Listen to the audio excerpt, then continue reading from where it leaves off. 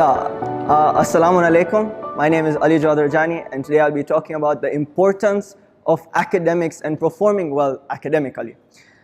To begin with, let's ask, what is academics? What is it that we go to school to do? What are we learning? What we are learning is the knowledge, all the experience that has been given to us by those who came before us, by our predecessors.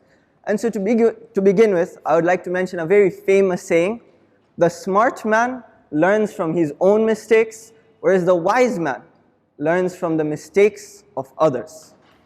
Academics is essentially learning the mistakes of others, what they have gone through, what success they have got out of it, and what they are giving you, and how you are going to take that and go further with it in your life.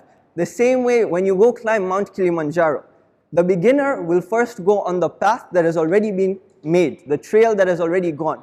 But then once you become an expert, now you have the ability to make your own trails. And so to begin with, it is important that you have knowledge before experience. You cannot go into a hospital and start using a surgical blade and start cutting people up without knowing what part it is that you have to cut. The same way, an engineer has to know certain basic principles before they'll start making their machines and whatnot.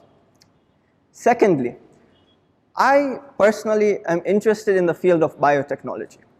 One university that I'm looking into is the Imperial College of London. It's a really prestigious uni. It's something that, it's a dream to go there. However, in order to get there, the minimum grade threshold is 3 A's in my A levels. And even after I get that, I still will only have a 10% acceptance chance.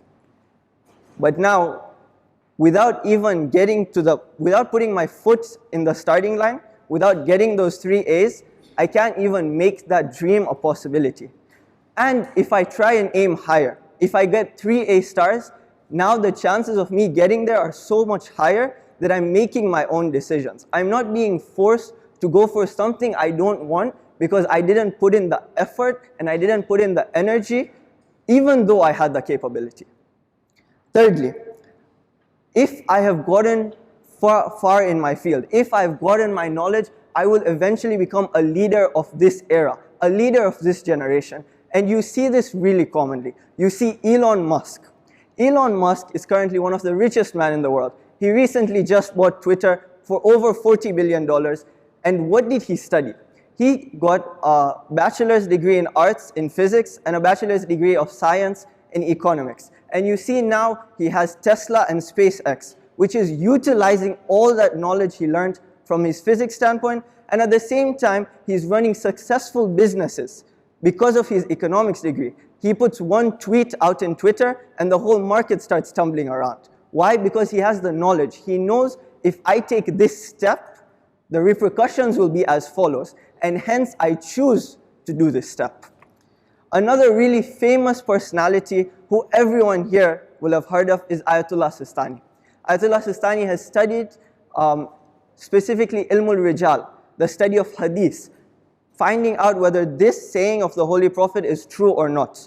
And another study is fiqh, learning how to derive rulings from those hadiths and from ayahs of the Quran. This is a really extensive field, and because he did so much research into it, he is currently one of the most powerful people in the world. He takes out a fatwa, and most of the Shias around the world will listen to him. Why? Because he is learned. He has taken his time. He has reached a point where everyone has to respect him due to his knowledge. And finally, the last point, which will connect to the Ayatollah, is I wish to serve my Imam. And the only way I can do that is by getting a point where I can get respect from people. I have the knowledge that when the Imam comes and he says, I need a biotechnician, I'll be there. Because through that knowledge, I'll be able to serve him. Does this mean that I throw away all my extracurriculars, that I say, you know what, I'm going to start studying 12 hours a day for the next 3 months because I have an exam 3 months from now? No. Studies is a tool. Academic achievements is a tool to get you to your goal. However, I would prefer a sharp axe over a dull one when I'm cutting down a tree. Wassalamu alaikum wa rahmatullahi wa barakatuh.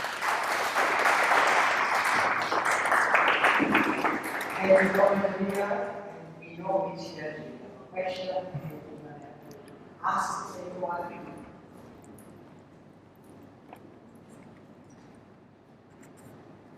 Excellent. That's how I was starting.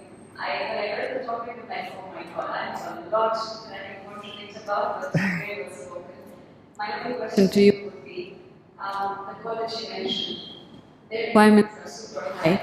Not everyone is paper smart in today's world, and God forbid you didn't get those 3 A's, I'm praying you do, and you didn't get into that college. Does that mean that's the end of your career or the end of your dream? Okay, so firstly, I would like to say, even if I do get it, and inshallah I do, that just means I've put my first step in. See, the academic achievements, like I mentioned, are a tool. The tool, the end goal will be serving the Imam with my knowledge. Now, in order to get that knowledge, first I need to get into the uni. And in order to get into the uni, I need to at least have those 3 A's to get there. So that is not an end point, it is just the beginning. Firstly. Secondly, I saw you mention that is a really high end, like you'd need those 3 A's. That is a personal goal, something I thought it would be nice to share. Everyone has to have goals according to their capabilities. If someone isn't able to achieve that, it's fair. They have to aim for a goal which they can achieve. Like I said, I might have the capability to do that, somebody else might not, but their capability will lead them down a different route. It's okay as long as you're fully utilizing that capability. So going a little off topic, I always, when I counsel youth, and I know that they're not paper smart, I've said this before and I'll still say it again, that I love the vision, I love the goal. We all have dreams, but I just don't feel the grade should be given too much of a priority, because I'm a graduate with F in math, and that didn't stop me to get where I am today. He's a dropout, okay, just mark that out. And I tell youth, do not let your grades put you down. So I love how you set high benchmarks for yourself, but just tell yourself it's okay not to get that A, because if you don't land up there amongst the stars, you still land amongst the clouds. Okay? So, thank you. Thank you. One more question from Murtaza Bhai. So my question to you is, how do you think extracurriculum can take you from A to A+? Sorry, how does extracurricular get you from A to A+? A to A+. So personally, when I was going in my O-level journey, one thing that pushed me was my friend circle. So one extracurricular is having a good social background. And one thing was my friends were all pushing for those A's and A stars. And in order to continue being with them, I was constantly pushing myself. So one thing is that positive peer pressure that develops around you, it's really helpful. Personally, I've experienced it and it really pushed me far. Another thing is, for example, when you study, your mind and your body naturally need breaks. And the extracurriculars can help serve as a natural break for you, because at the end of the day, the extracurricular is a tool, the academics is a tool. At the end of the day, you want to be a balanced person. And so the extracurriculars will get you far just as well as the grades. Thank you so much, Alijawad. Sounds.